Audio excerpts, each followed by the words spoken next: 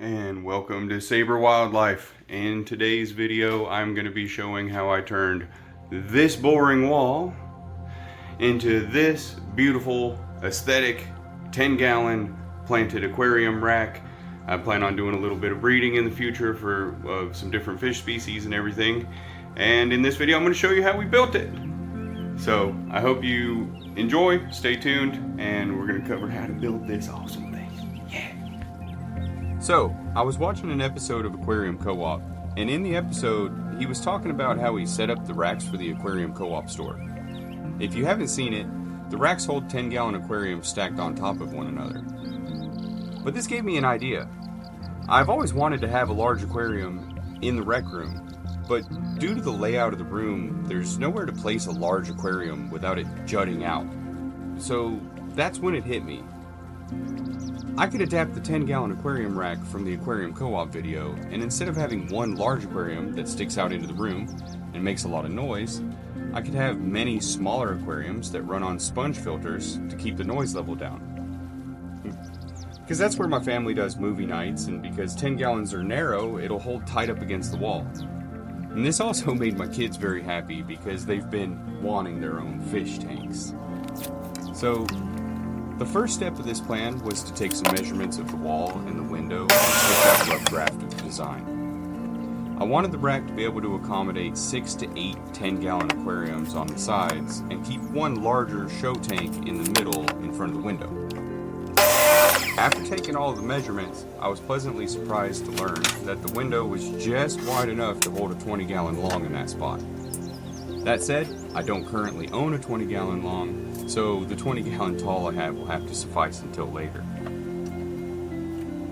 The entire design is constructed out of 2x4s and 1x with 3-inch deck screws. It has plenty of structural integrity and looks pretty good if I do say so myself. My house has 8-foot ceilings, and I wanted room on top of the rack to set things up and out of the way, so I shortened each of the 2x4s to 7 feet to give room for a top shelf. The horizontal supports were cut to 80 3/4 inches to stretch across the window and leave a 20 1/4 inch gap on each side to accommodate the width of 10-gallon aquariums. Also, taking into consideration the width of the 2x4s on each side, which comes out to 3.5 inches. I laid the lumber out on the rec room floor to get the first frame assembled. After that, I put together and secured the frame with the stud in the walls. After securing the first frame to the wall, I built out from there, starting with the side supports. My daughter was very interested by this point and helped me throughout this part of the build. Now that the rack is built out from the wall, a little more than the depth of a 10-gallon aquarium, I stabilized them by attaching the front and bottom 1x to lock everything into place. Next, it was time to start building the middle shelf that goes under the window. This was done by securing horizontal supports, connecting the frame that is against the wall to the second frame. I placed mine 1 3/4 inches below the level of the window so that once the stretch boards run across, the support would be level with the bottom of the window. Did this because I wanted the window shelf to be seamless up to the window itself. A long level was also used during this part to ensure that the tanks would sit level once they were installed into the racks. After the support was in, I used a brad nailer to tack the 1x down, and just like that we had a shelf.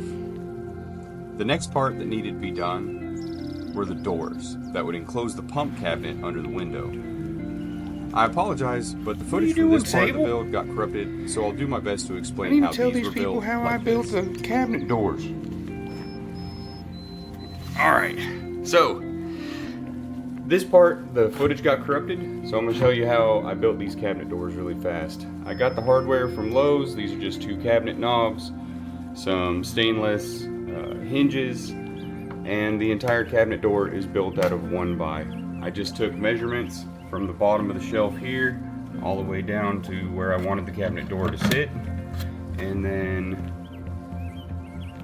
spaced it out, cut it out of 1x. That's just a vertical support on the top and bottom, and that was assembled by wood glue and a brad nailer Then just put them up on the cabinet, on the frame, screwed them into place, and then we went on to staining. I mean, we got to give it a little bit of a test now, don't we? I am currently about 195 pounds, and there is no concern of it falling at all. I'm almost half tempted to leave this part open so I can sit next to the window and stare out at the birds. Like a bird feeder out here. But nah, we gotta put our big plant back. He's gonna go right here, probably a 20 gallon, 10 gallon here, 10 gallon here. There's room for a 10 gallon on the bottom. And then if we decide to later, we can always add one. Left enough room if we really wanted to. We could probably have 8 10 gallons and a 20 gallon here. But for right now, we're really only planning on having 3, but I wanted room for expansion. So it's looking pretty good.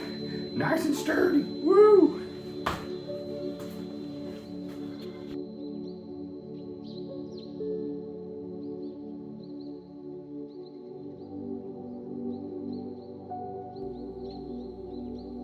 Finally, it was time to stain the rack. My friend Keith came over and helped me with this part. When it comes to wood treatment, I just keep it simple. We wore gloves and applied the stain in place with a rag. It made the rec room stink for a little while, but it dissipated quickly and was easier than completely disassembling the rack to stain it outside.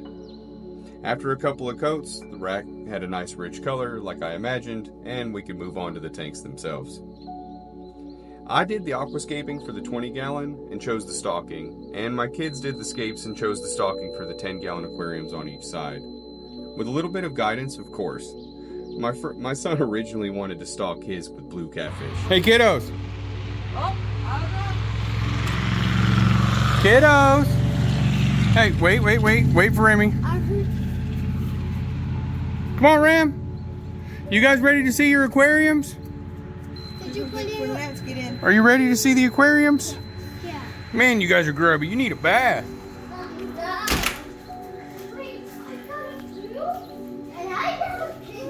What?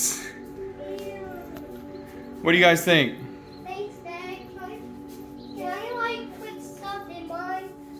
Yeah, we're gonna put stuff in them, but we have to get the water cycled first. Can I pick out whatever thing I want to put in there from the shop? Well, we'll see.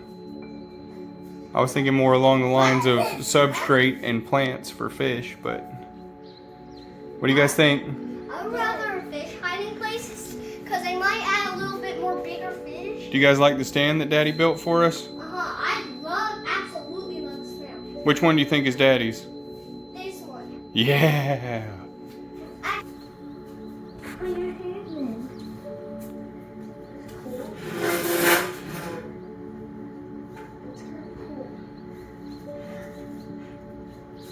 Hey everyone, welcome back to Sabre Outdoors. Last y'all knew, we were setting up 2 10 gallons and a 20 gallon fish tank for the kids to start their own community tanks. Let's have a look and see what they've done.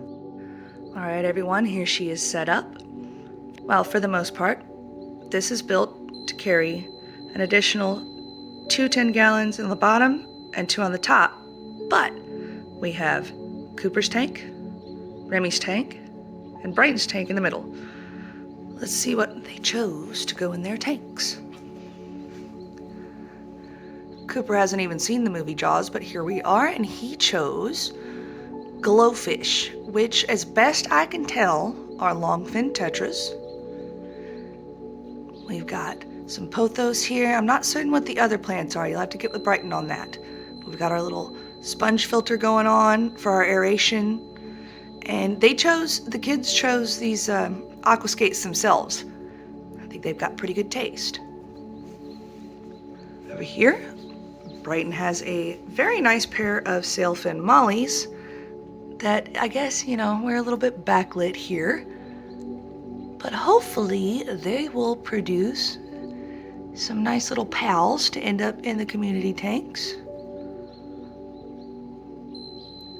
Nobody had to help Brighton with his choosing. He's an experienced aquascaper, although he did steal some landscaping rocks, but it's all right. I forgive him. And finally, we have Remy's assorted guppy tank. Much like me, she exhibits flair for color, with some guppies that look like they have leopard print tails and some others that look kind of like they're peacocks. And that one, I mean, she kind of looks like she's wearing a corset. I like it. Nice pick, Remy. All of them have snails from our koi pond, because they're small tanks, but we want to keep the algae down, and snails do a really great job of that.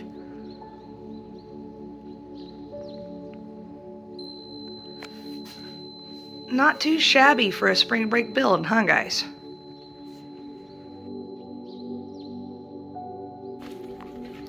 Each of the tanks is run on a sponge filter.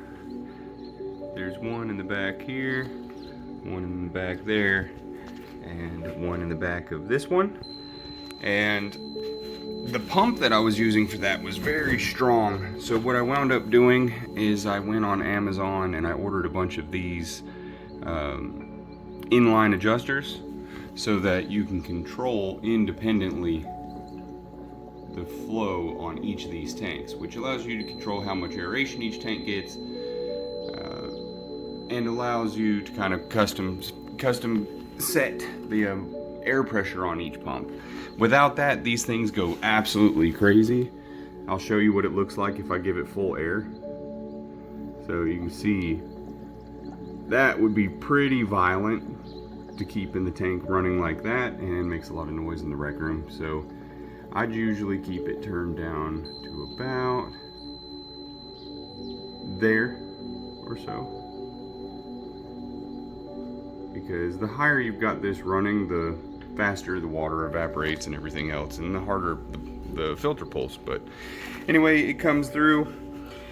The big tank has its own pump. It runs off of this one. It also has a ball adjustment valve so that I can, or the little adjustment valve so that I can set the flow on it.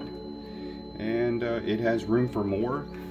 I ran the surge protector from the wall over here. It just runs along the wall, comes in and mounts right here so that I can control everything. I wanted it to be wall mounted so that in the event that there was any sort of dripping or anything like that, it wouldn't be flat.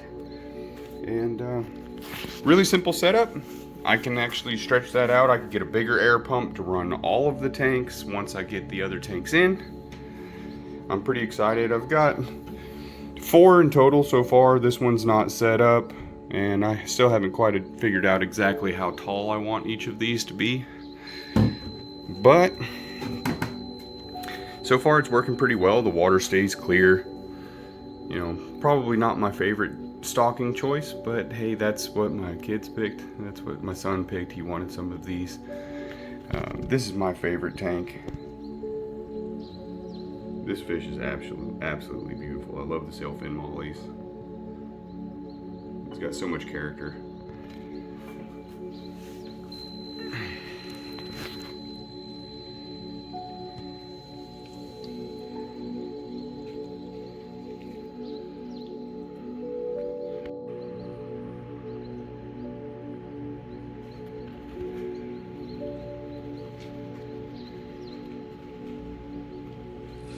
And this is the rack as it sits today. It's been probably about a month since I originally set it up. As you can see, the 20-gallon tank has grown in pretty nicely. I think everything's really started to get established. We've got some floating plants, the giant anubias, the hardscape, and everything is starting to look really good. Cooper's tank growing in nicely, got some floating plants in there as well. The pothos is really starting to take root in Remy's tank.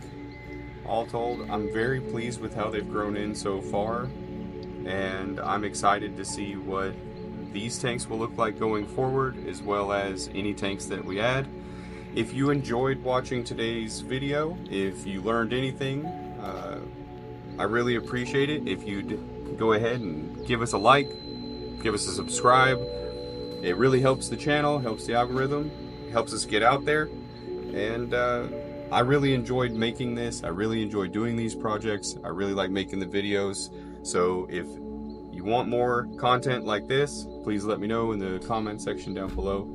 And I hope you guys have a wonderful day.